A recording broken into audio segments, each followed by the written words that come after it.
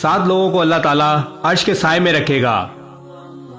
رسول اللہ صلی اللہ علیہ وسلم نے ارشاد فرمایا، 7 لوگ ایسے ہیں جنہیں اللہ تعالیٰ قیامت کے دن عرش کے سائے میں رکھے گا۔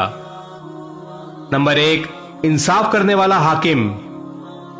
نمبر 2، وہ نوجوان جو اللہ کی بات میں بڑھتا جائے۔ نمبر 3، وہ شخص جس نے تنہائی میں اللہ کو یاد کیا اور اس کی آنکھیں آنسوؤں سے بھر آئیں۔ نمبر 4، وہ شخص جس کا دل مسجد میں لگا رہتا ہے۔ نمبر 5، 2 ایسے لوگ جو اللہ کے لیے آپس میں دوست ہوں۔